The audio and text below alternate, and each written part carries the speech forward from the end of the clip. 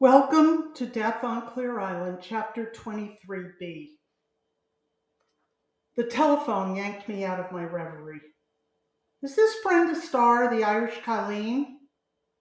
Although Jim Hipple was born, raised, and plotted his beat in the Bronx and had never set foot in Ireland, the retired cop did a decent Irish accent.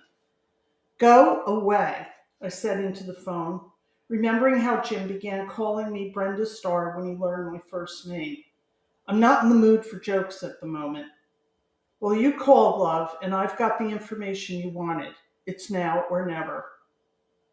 Jim's threat reminded me of our relationship's many ups and downs.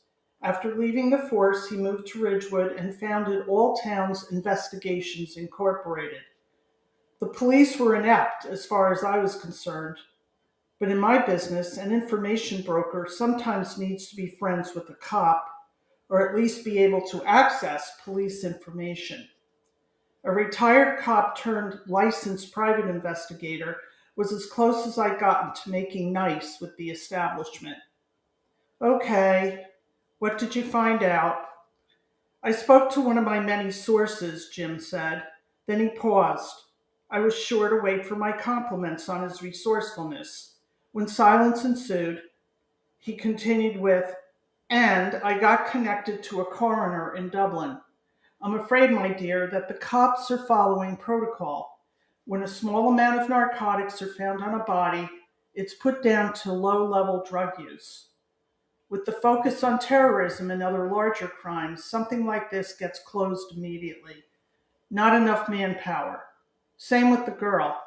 I think you said her name was Cher, but, I interrupted, the neighbors said she had a nylon wrapped around her neck. I don't know if that's true. It may just be gossip. I glanced around the kitchen looking for my iPhone, anything I could use to connect to a world that made sense. I'm inclined to think she was murdered. Or she got high and decided to take the easy way out. Everyone is giving up on Matthew and Sharon as a matter of protocol. I shot back, barely able to contain my frustration at how worthless the police could be. Doesn't matter, Brenda. Addicts, especially dead ones, don't deserve investigative attention. Drugs in the bloodstream made it an open-shut case. Now, if you don't mind, I've got a surveillance to get to this afternoon. Catch you soon, Brenda. He laughed and then was gone in an instant. Glancing at my watch, I saw that it was now after 3. Jim's call had forced me off the couch where I'd slept fitfully since Aunt Georgina's visit. Still in my pajamas, I tidied up the kitchen, boiled more water, and made a mug of tea. I didn't care about eating anything or getting dressed. I just didn't care. With the tea in my hand, I wandered through the cottage, looking at the old furniture and pictures that had been in Dylan's family for a few generations. Still undecided about selling the property, I'd also left decisions about the contents to a later date. As I touched one of the antique Victorian kerosene lamps, I realized I yearned for the sense of security and continuity Dylan's family artifacts had provided. Security? Is that what I wanted? I thought about the call from Jim Hipple. I admitted to myself that sometimes we can't help but depend on other people for security. Matthew depended on his relationship with his sister. And where did that get him in the end? Bridget had depended on the police, and they had let her down. And after losing my mother and the O'Briens, I'd grown to believe that my relationship with Dylan would provide me with lifetime security. I caught a glimpse of the red eyes and pale face that looked back at me from the mirror over the fireplace. Then the phone in the kitchen began ringing.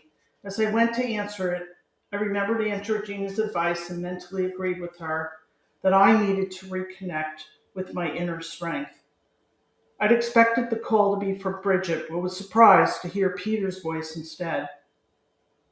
I know we'll see each other tomorrow evening, he said, but I couldn't wait till then. I wanted to see how your day went. All is well here. The lie came easily to my lips. I'd had enough soul-searching discussions with other people for a while. In fact, I'm waiting for a call from Bridget. Do you mind if we catch up later? It was true. I needed to speak with Bridget, but I just also didn't feel like talking to Peter. Well, okay. Peter paused before continuing. You sound like there's something wrong. Has anything happened? The events of the last 24 hours flashed before my eyes as I twisted the phone cord and considered my answer. Nothing's wrong, I lied, but I'm wondering about this weekend. I'm not sure where our relationship is going. Star, wait a minute. I thought our relationship's been fine. I haven't rushed you, have I? I know you're getting over Dylan. Peter, it has nothing to do with you. I need some time to myself to think about the future, what I'm doing with this place, my mother. There's just too much right now, and I don't need to complicate things further. Plus, I have a business to run in the States. I don't want to mislead you or waste your time, so I think it's best to forget this weekend. Star, will you stop worrying about me? I know how vulnerable you are. You need friends right now, and I want to be one of them. That's all. Why not come out to the island for the weekend? You can forget about your phone, take some walks, and go home on Monday with a fresh outlook. A few days rest, and you'll have everything sorted out. How about it? Fresh outlook. My eyes scanned the kitchen, the old family pictures and pine antiques that decorated the room. I realized that a different perspective sounded inviting. Fine, okay, but I don't think I'm going to be good company. You realize that, right?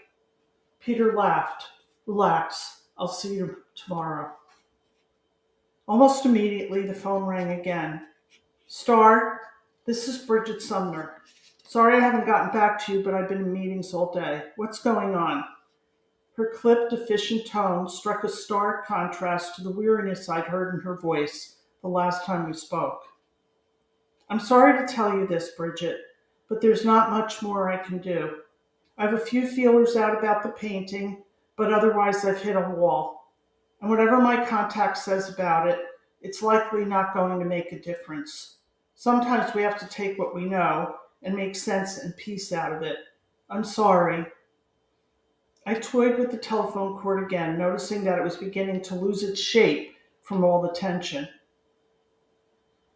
Tell that to my parents, Miss O'Brien, Bridget replied.